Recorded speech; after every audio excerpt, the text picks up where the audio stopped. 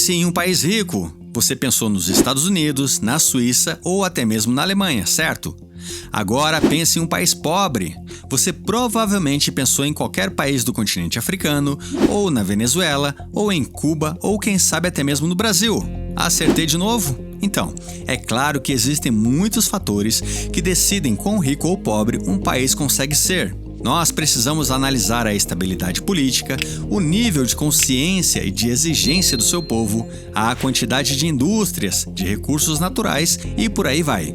Mas e se eu te disser que existe uma característica que parece fazer toda a diferença entre países ricos e países pobres, apesar de não fazer nenhum sentido? Esta característica é simplesmente o calor. Isso mesmo, países frios tendem a ser mais ricos do que os países quentes. Então surgem as seguintes perguntas. Isso é verdade? Países frios são realmente mais ricos do que países quentes? E qual o motivo por trás disso?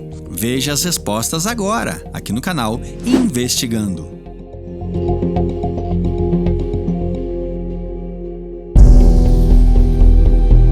E imagine você ter que explicar para o seu filho que os países frios são mais ricos do que os países quentes. Esta afirmação, que parece não ter nenhum sentido, é verdadeira e é muito fácil de ser observada. Veja só este mapa. Ele mostra, através de cores, o PIB de cada país e mostra que os países mais pobres do mundo estão localizados nas áreas mais quentes do mundo. Segundo pesquisadores, não existe coincidência e este efeito pode ser observado até mesmo dentro de um único país. Veja, por exemplo, a Austrália. As maiores e mais prósperas cidades do país são Melbourne e Sydney. Mas porque a cidade de Darwin, que possui muito mais recursos naturais disponíveis e está muito mais próxima comercialmente de parceiros comerciais como a China e a Malásia, não é a cidade mais rica entre as três. Darwin não só é a cidade mais pobre da Austrália, como também é a mais quente. Na verdade, os pesquisadores que analisaram um pouco mais a fundo esta relação da temperatura chegaram a duas conclusões muito interessantes. Vamos a elas.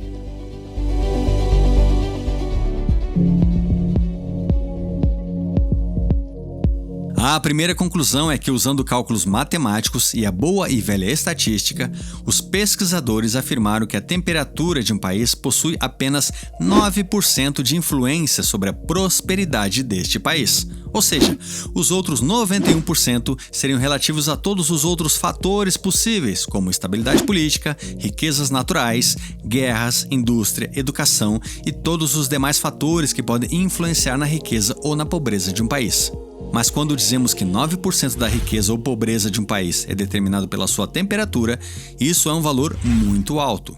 Você, que é uma pessoa muito esperta, já está se perguntando, ok, mas e quanto a alguns países que são muito ricos e são também muito quentes, como o Catar e os Emirados Árabes Unidos, ou ainda a Coreia do Norte, que é um país muito frio, mas mesmo assim é extremamente pobre? Como você me explica isso, Alex? É simples.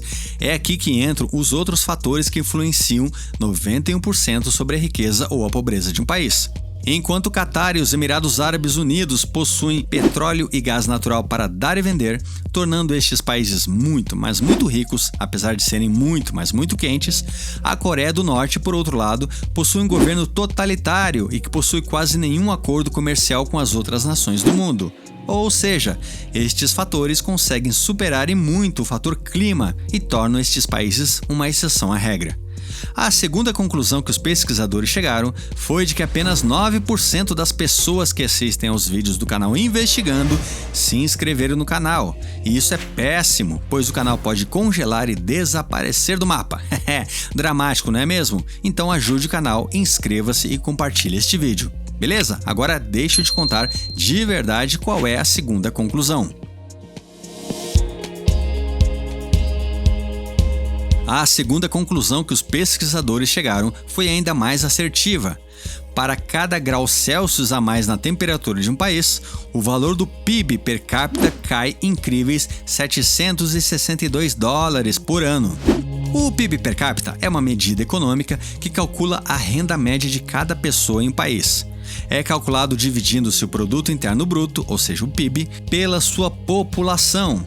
O resultado é um valor que permite comparar a riqueza entre países no mundo, monitorar o progresso econômico de um país ao longo do tempo e, claro, quanto maior o PIB per capita, maior é a renda média dos seus habitantes. Dito isso, segundo os pesquisadores, um país que é 10 graus mais frio do que outro país terá um PIB per capita de 7.620 dólares a mais por ano. É muito dinheiro. Agora que já afirmamos que os países frios são mais ricos do que os países quentes, ficam as seguintes perguntas: por que isso acontece? E será que isso pode mudar? Esta é a parte que os pesquisadores não conseguem explicar com toda certeza. Por isso, o máximo que eles podem fazer é criarem várias teorias sobre os motivos pelos quais os países frios são muito mais ricos do que os países quentes. Vamos a elas. A teoria mais forte é a da seleção econômica, ou seja, a explicação lógica é que o frio nos meses de inverno destes países mais frios é muito severo.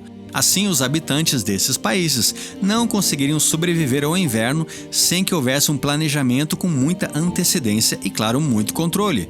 E planejamento e controle é a chave para a riqueza. Veja bem, ao longo dos anos, a população de países gelados trabalhava mais duro durante os meses quentes para poderem estocar riquezas e comida nos meses mais frios. Elas também construíam abrigos para superar o frio e não desperdiçavam nenhuma oportunidade de poupar combustíveis como gasolina, madeira ou carvão. Este modo de pensar deu aos povos dos países mais gelados uma dianteira estratégica se comparado aos países mais quentes, pois qualquer cabana de barro é o suficiente em um país tropical, e a qualquer momento você poderia sair para caçar ou para pescar. A abundância de recursos nos tempos iniciais da humanidade criou verdadeiros povos preguiçosos de um lado, enquanto os povos com menos recursos trabalhavam mais e mais para poderem sobreviver. Não apenas isso, as sociedades que se desenvolveram sobre a escassez de recursos aprenderam a dar muito mais valor aos bens adquiridos ao longo do tempo. O mesmo não ocorre com sociedades que supostamente tinham tudo de forma muito mais simples, muito mais fácil, devido ao clima agradável. Em outras palavras, vem fácil, vai fácil. Mais uma vez, como você é uma pessoa muito esperta, neste exato momento você deve estar se perguntando o seguinte: Alex, a maioria das civilizações antigas, que foram muito ricas, como o Egito Antigo, os Maias, os Persas e os Romanos, eram civilizações bastante quentes, certo? Então fica a pergunta: a teoria da seleção econômica é uma mentira? E se não é, como explicar por que os países quentes eram os mais ricos no passado? E por incrível que pareça, as respostas para estas duas perguntas são muito simples. Calma, a teoria da seleção econômica continua valendo, mesmo que antigamente as nações mais quentes do planeta fossem também as mais ricas. Há mais de 2.000 anos atrás, a riqueza de uma nação era determinada basicamente pela capacidade desta nação em produzir alimentos. Mais comida significava mais pessoas nas cidades, mais pessoas trabalhando nos campos e mais riqueza circulando por todos os lados. Assim, países mais quentes produziam mais alimentos do que os países mais frios. Só que com o tempo, e especialmente com a Revolução Industrial, a riqueza de um país deixou de ter relação com a quantidade de comida que ele produz. Atualmente, o que realmente importa é a capacidade que um país tem de produzir bens através das suas indústrias. Ou seja, a era industrial acabou com a vantagem das nações que tinham comida em fartura e passou esta vantagem para as nações que sabiam planejar, executar e guardar. Finalmente, existe um complemento à teoria da seleção econômica que diz que, como as pessoas possuem comportamentos mais agressivos em altas temperaturas, o que ajudou muitos povos bárbaros a conquistarem mais terras e a expandirem a humanidade pelo planeta, por outro lado, as pessoas tendem a ser muito mais tolerantes e racionais nas baixas temperaturas, o que tornou-se uma vantagem competitiva no mundo moderno, que é regido pelos acordos comerciais e negociações mundiais. Uma das coisas boas do calor é que se pode construir obras o ano inteiro, e muito mais rapidamente do que em países com invernos rigorosos. Mas a China elevou esta velocidade a níveis incríveis, e hoje o mundo inteiro se pergunta como a China consegue construir obras como pontes, túneis e prédios inteiros em poucos dias. Você pode descobrir como a China constrói tão rápido clicando aqui neste vídeo que está aparecendo na sua tela. Muito obrigado pela sua atenção e nos vemos em um outro vídeo do canal Investigando.